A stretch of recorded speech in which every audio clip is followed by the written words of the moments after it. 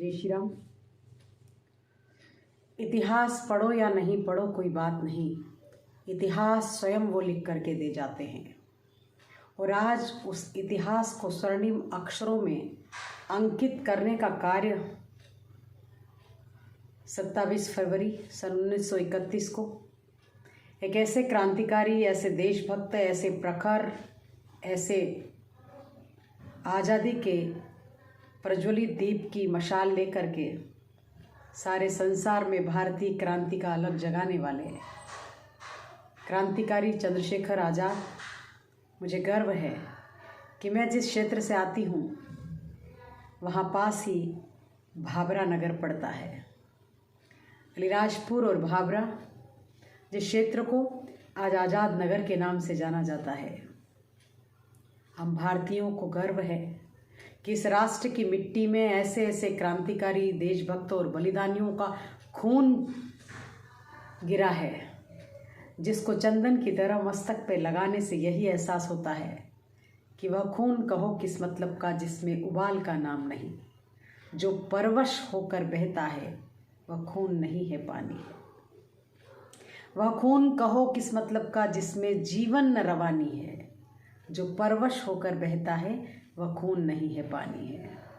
और आज़ादी का इतिहास कहीं काली शाही लिख पाती है, उसको लिखने के लिए खून की नदी बहाई जाती है। ऐसे ही एक मस्ताने, दीवाने, अलबेले क्रांतिकारी जो आज़ाद नगर से आते हैं, ऐसे क्षेत्र से जो वन और संपदाओं से भरा हुआ क्षेत्र, आदिवासी आत्मसम्मान को लिए हुए अपने गौरव की गाथाएं गाते हुए भारत के क्रांति वीरों की ऐसी स्थली जहां चंद्रशेखर आज़ाद जैसा नौजवान अपनी मातृभूमि के लिए हंसते हंसते प्राण न्यौछावर कर दे।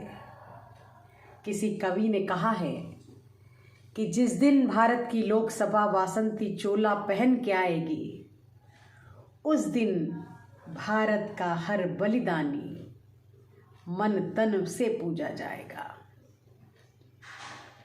और आज वह अवसर आ गया है कि प्रत्येक क्रांतिकारी, प्रत्येक देश भक्त, प्रत्येक सत्याग्रही जिसने राष्ट्र की आज़ादी के लिए अपना सर्वस्व न्यौछावर कर दिया, वो नतमस्तक होकर के, प्रणम्य होकर के पूजे जाते हैं।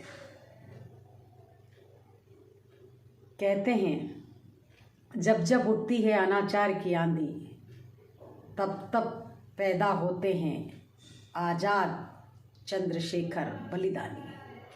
कोई सुबास उठ पड़ता है इस धरती पर जब कभी किसी ने यहाँ चेतना बांधी।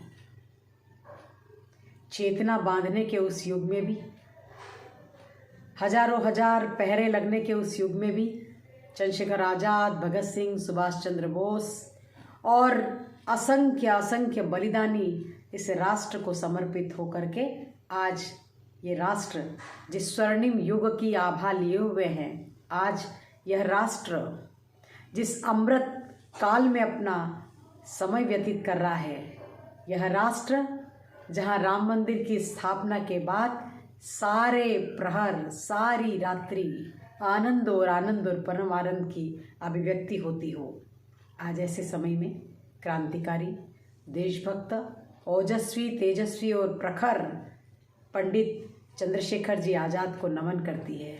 आज उनको प्रणम्यता से, उनको आत्मीयता से और गौरव के साथ प्रणाम करते हुए हमें भी गर्व होता है कि हम इस मिट्टी में पैदा हुए हैं। जय श्री राम, वंदे मातरम।